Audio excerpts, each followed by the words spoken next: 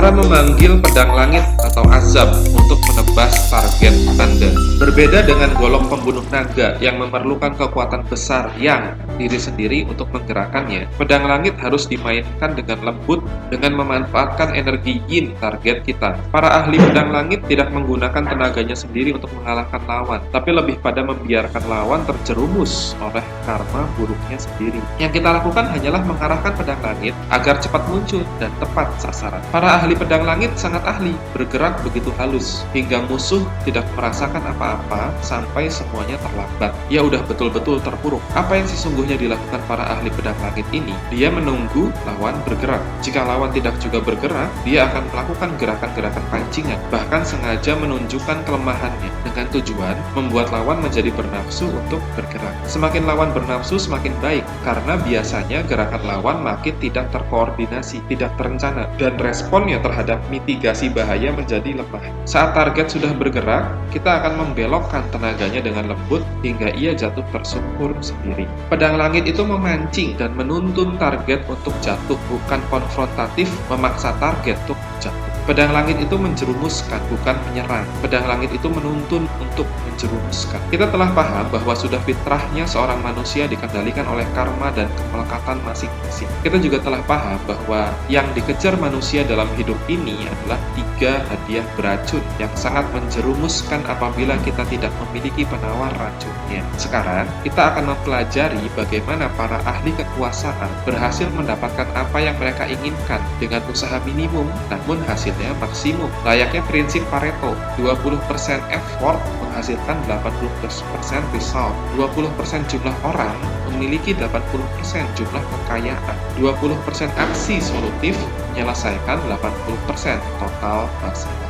Para ahli kekuasaan mirip dengan para ahli medan perang. Mereka memegang teguh 2 prinsip dasar ini. Prinsip pertama, mereka hanya akan berperang saat mereka yakin akan menang. Prinsip kedua, kemenangan tertinggi adalah kemenangan yang diperoleh tanpa bertempur. Artinya, para penguasa yang baik selalu mencari kesempatan emas untuk menaklukkan musuh-musuhnya. Jika kesempatan itu tak kunjung tiba, dia akan menjerumuskan musuh-musuhnya terlebih dahulu untuk berbuat lebih banyak kesalahan yang mengakibatkan semakin menumpuknya karma buruk dan semakin lengketnya kemelekatan negatif yang ada pada dirinya. Hingga pada titik tertentu, pedang langit akan muncul untuk menebas musuh itu.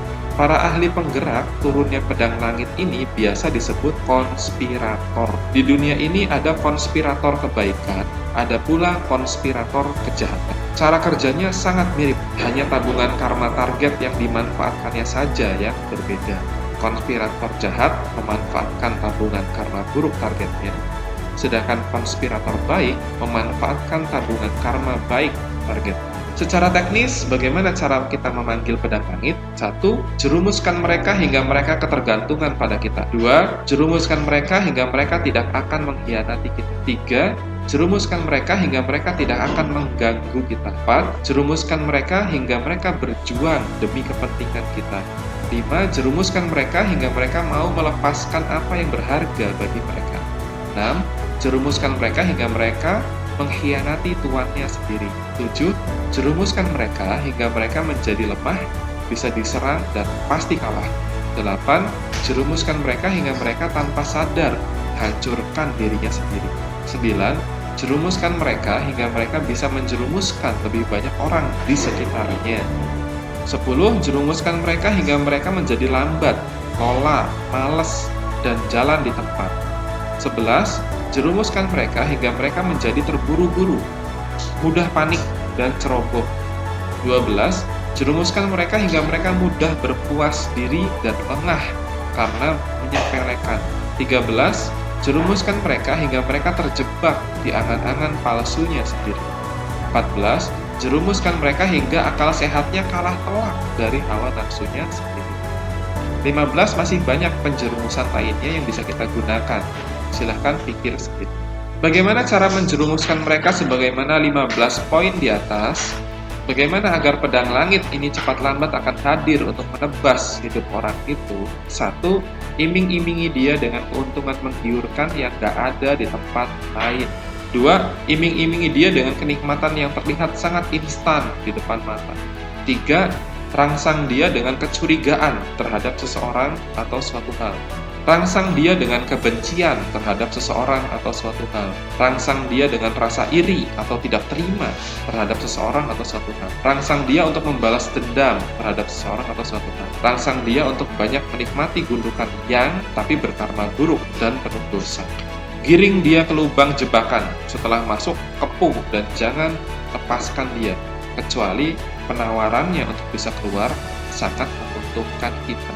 Takut-takuti hingga dia panik, ketakutan, kemudian kita berikan solusinya hingga dia ketergantungan terhadap kita. Ketergantungan ini dalam dimensi waktu semakin pemanen, semakin lama semakin baik. Biarkan saja saat dia berbuat salah. Bahkan buatlah skenario agar dia makin banyak dan makin sering berbuat salah. Coba pikir cara menjerumuskan lainnya yang sekira itu ampuh untuk mempercepat turunnya pedang langit akibat semakin menumpuknya karma buruk ulahnya sendiri.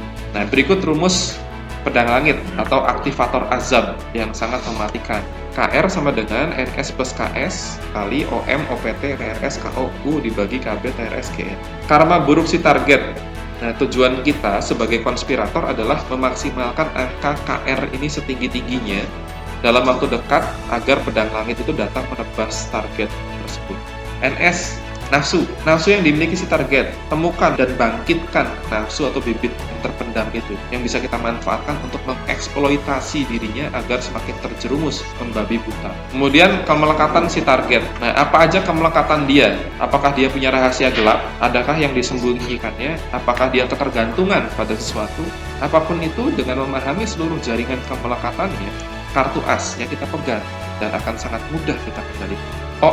OM itu besar keinginan terbebas atau merdeka orang lain terhadap si target. Nah, siapa aja orang yang dizalimi dia atau membenci dia? Siapa aja musuh-musuhnya? Nah, barisan sakit hati ini kita kumpulin. Yang mau balas dendam kita kumpulin. Untuk suatu saat akan menjadi kekuatan besar membinasakan diri. Opportunity, peluang, kesempatan.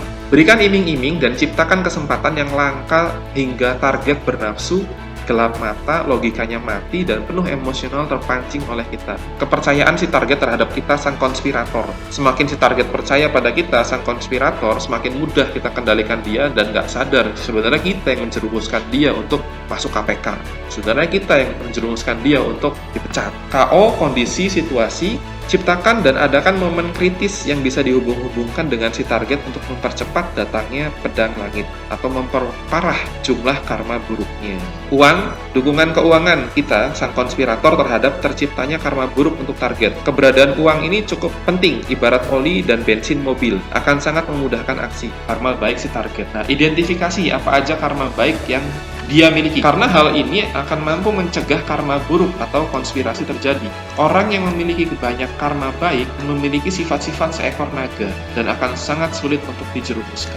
Kedua, transparansi, tingkat keterbukaan informasi dan keterangan dan komunikasi.